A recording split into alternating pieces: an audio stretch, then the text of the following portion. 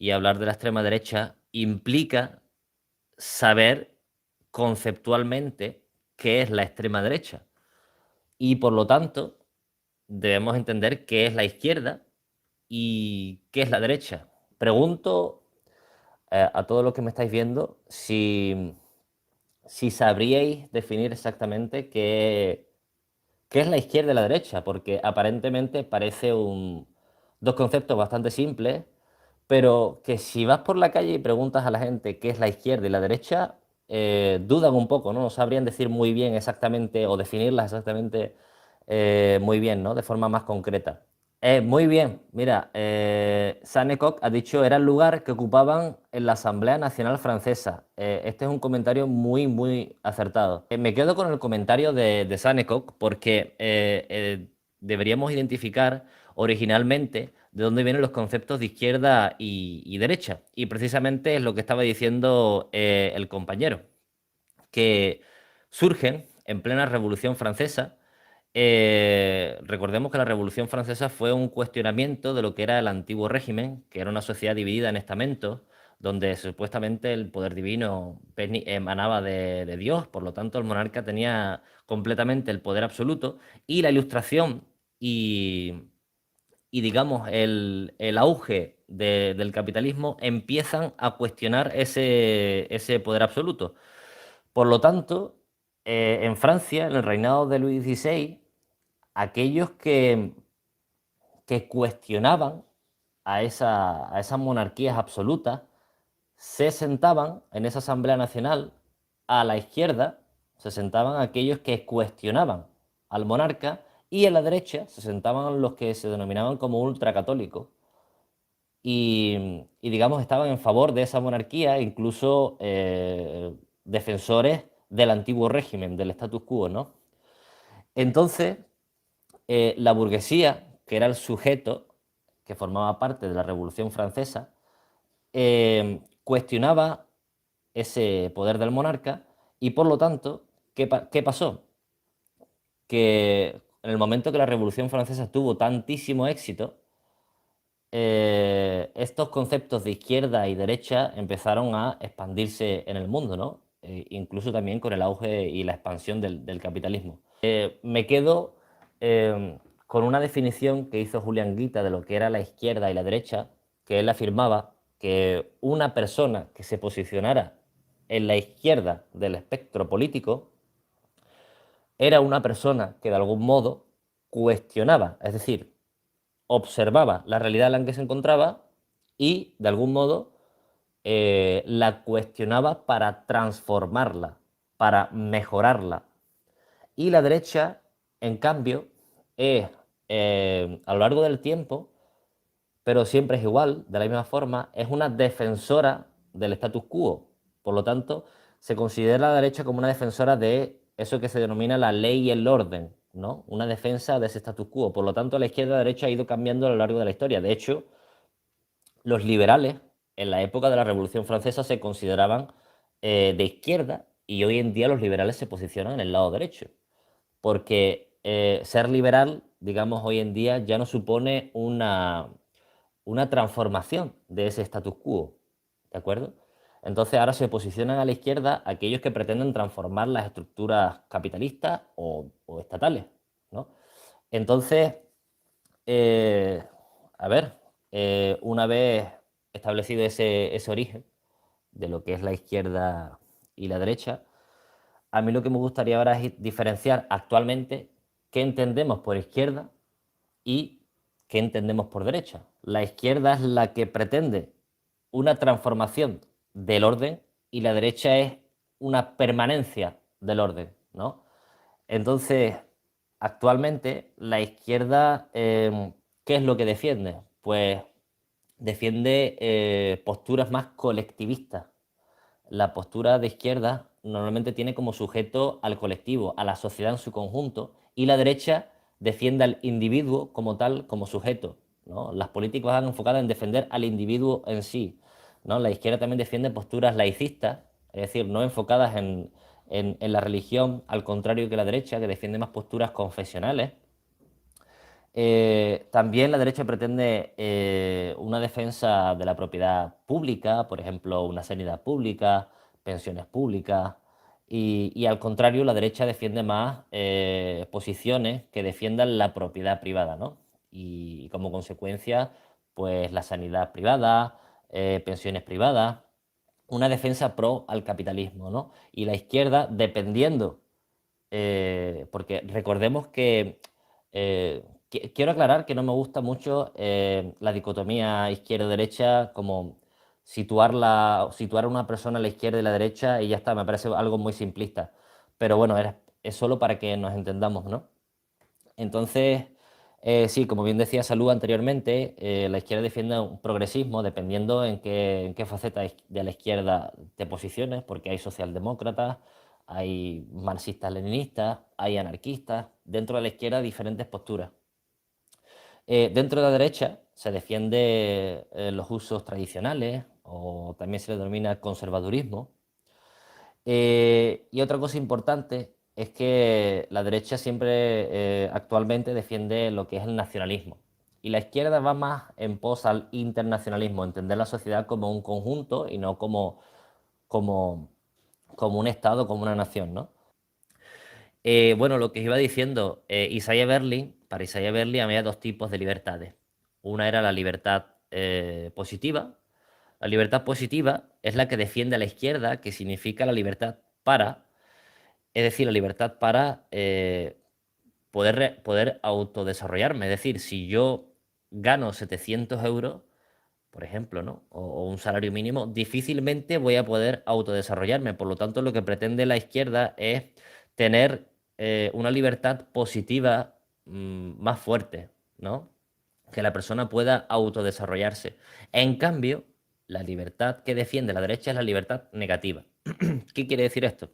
La libertad de que la dejen libre de obstáculos. Por ejemplo, Amancio Ortega se va a otro país y allí hace una deslocalización y pretende que las personas y ningún Estado le interponga ningún tipo de impuestos y que los Estados no interfieran en esa actividad económica, esa es la libertad negativa. Entonces, una vez entendiendo originalmente qué es la izquierda y la derecha y actualmente más o menos qué es lo que defiende la izquierda y qué es lo que defiende la derecha, eh, tendríamos también que entender cuál es la diferencia entre derecha y extrema derecha. Yo aquí he traído no sé si conocéis a Humberto Eco o las 14 características del fascismo que hizo Humberto Eco, me parece súper interesante para plantear un test al propio partido Vox. Yo lo que os traigo aquí son estas 14 características y lo que quiero que veáis conmigo y que entre todos intentemos definir qué es Vox y si encaja dentro de las 14 características del fascismo que determinó Humberto Eco, ¿vale? Entonces, yo lo que voy a hacer ahora es ir leyendo algunas de estas características para ver si realmente Vox cumple con las características del fascismo que determinó Humberto Eco, ¿vale? La primera dice culto a las tradiciones. ¿Rinde Vox culto a las tradiciones? Vale, ha dicho el compañero Oliver, los toros, las misas. Efectivamente, si os fijáis, Vox defiende a capa y espada el tema de los toros, la caza o la religión católica también. Por lo tanto, el primer punto, al culto a las tradiciones, sí que realmente podríamos dárselo. El primer punto estaría fijado. El segundo punto que dice Humberto Eco se llama rechazo a lo moderno. ¿Sabréis decir de qué forma Vox rechaza a lo moderno? Isma dice lo relacionado con la sexualidad, efectivamente, rechaza lo moderno, la no apertura a los diferentes cambios que va sufriendo la sociedad, ¿vale? Aquí estamos diciendo, Luis dice homofobia, antifeminismo, exactamente.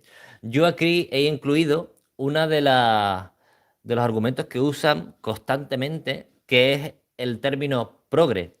De hecho, ellos utilizan progre con un significado peyorativo. El rechazo, precisamente, a lo moderno. ¿Estáis de acuerdo, cierto? El rechazo a lo moderno y veníamos diciendo antes culto a las tradiciones. Por lo tanto, Vox ha superado el segundo punto. Y yo vendría a decir un tercero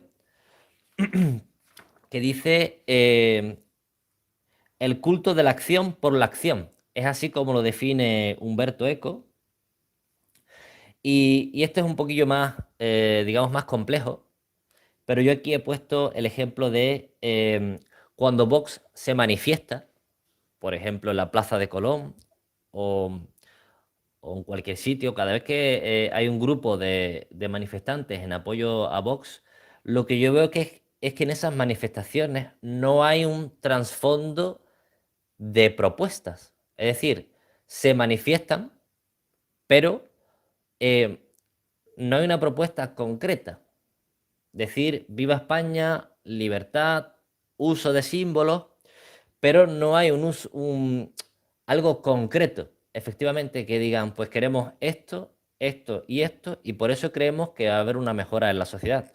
De ahí viene lo de el culto de la acción por la acción, es decir, vamos a protestar, pero realmente no hay una propuesta concreta que deseemos, ¿verdad? Exacto, Pepita dice se manifiestan porque sí, exactamente, ese sería el punto tercero, ¿no? De la acción por la acción, nos manifestamos porque sí, pero no hay una propuesta concreta que queramos. Recordemos el día de las caceroladas, ¿no? Que decían libertad, libertad, pero no había una propuesta concreta y efectiva, ¿verdad? Eh, el punto 4 que define Humberto Eco sería el desacuerdo es traición. ¿Qué quiere decir el desacuerdo es traición? Que digamos que el fascismo rechaza el debate y el espíritu crítico. De hecho, ha propuesto en numerosas ocasiones la ilegalización de partidos independentistas, por ejemplo. Es decir, todo aquello o todo aquel partido que no esté de acuerdo con mi forma de ver las cosas, con mi pensamiento, es un traidor a mí y como consecuencia es un traidor a la patria y por lo tanto, pues debe ser ilegalizado, ¿no? El punto 4 que afirma Humberto Eco es ese desacuerdo, el desacuerdo es traición, aquel que no esté conmigo está contra mí, ¿vale?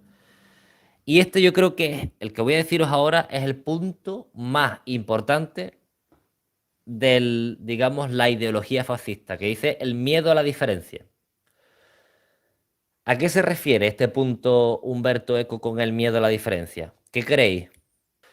Raza, clase social, dice Sergio, con respecto al miedo a la diferencia. Pues sí, el primer llamamiento del fascismo es, o sea, el fascismo es racista, por definición. Utiliza las minorías para sacar rédito político de alguna forma, ¿no?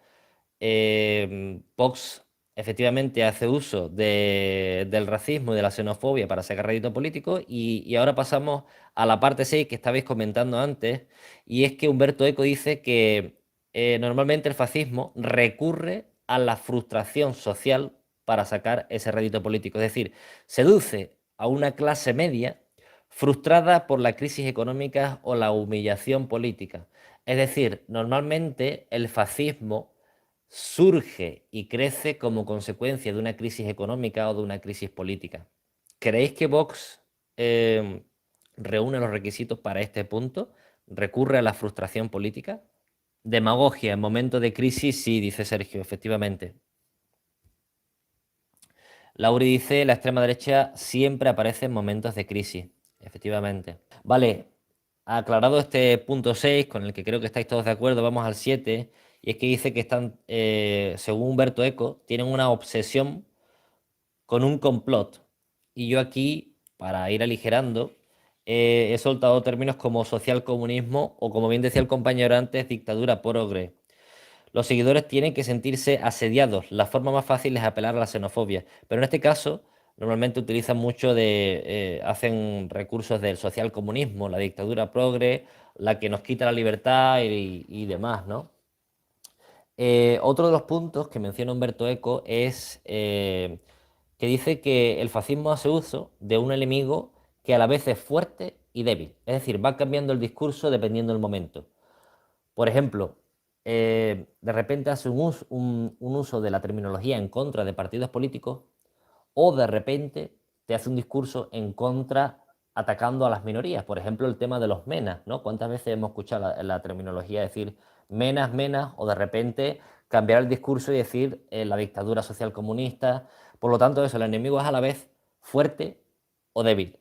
El punto número 9, que decía Humberto Eco, el pacifismo es traficar con el enemigo. Es decir, no se lucha por la vida, se vive para luchar. Y aquí yo traigo una expresión de Vox y su programa económico que dice: hay que derrocar al independentismo sin paliativo. Es decir, hay que recurrir a las máximas para derrocar a esta supuesta ideología subversiva o que quiere destruir la nacionalidad o la unidad de España, ¿no? Entonces, estoy de acuerdo con Humberto Eco, creo que aquí también Vox aprobaría el punto 9 que dice el pacifismo traficar con el enemigo, y pasaríamos directamente al punto 10 que veníais comentando en el chat, que dice, Humberto Eco dice, desprecio hacia el débil, sería el punto número 10. Y no sé si recordáis el caso de una mujer que había sufrido malos tratos y que estaba, no recuerdo bien exactamente qué fue lo que pasó, pero esta mujer le estaba recriminando algo a Ortega Smith y este Ortega Smith ni siquiera le miró a la cara, ¿no? Había un desprecio brutal por esta mujer, incluso estando en silla de ruedas y sabiendo que esa mujer había sufrido malos tratos, ¿verdad? El punto número 11 dice que, según Humberto Eco, se nos educa para ser héroes. ¿Qué quiere decir esto? El heroísmo es la norma y está estrictamente vinculado al culto a la muerte. Es decir, y aquí podríamos ver, por ejemplo, se me viene la imagen, no sé si habéis visto las campañas electorales que ha hecho Santiago Abascal, donde sale él a caballo o cuando le cae agua de la lluvia. Em, no sé si recordáis un meme del actor Viggo Mortensen, del Señor de los Anillos, ¿os acordáis de él, cierto? Pues bueno, Vox robó la imagen de Viggo Mortensen, donde se ve él con la espada y, y se ve atacando a otras simbologías, como eran los colectivos LGTB, al feminismo, al comunismo. Esos actos heroicos, vamos a salvar a la patria, ¿no? Los enemigos de la patria. Em, a ver, Pepita dice, Vox dice que Podemos es comunista porque Pablo Iglesias se declaró comunista. Pues entonces Vox es un partido falangista porque Smith alabó a Primo de Rivera. De hecho, hay un vídeo sobre eso, sobre Smith alabando a Primo de Rivera. De hecho, creo que lo tengo por aquí. Y dice precisamente, concretamente dice esto, ¿eh? Dice, yo os confieso que José Antonio Primo de Rivera para mí es uno de los grandes hombres de la historia. Esto lo dice Ortega Smith y lo podéis comprobar si queréis, ¿eh? Bueno, el punto 12 sería machismo y belicismo. El punto 13 es un populismo selectivo, intentar atraer las masas con discursos fáciles. Y el 14 estaría enlazado con el anterior que dice los fascismos hablan neolengua, es decir, discursos muy fáciles, ¿cierto? No he querido alargarlo mucho más, pero esta sería la base ideológica del fascismo. ¿Creéis que Vox entraría dentro de estos 14 puntos que ha definido Humberto Eco?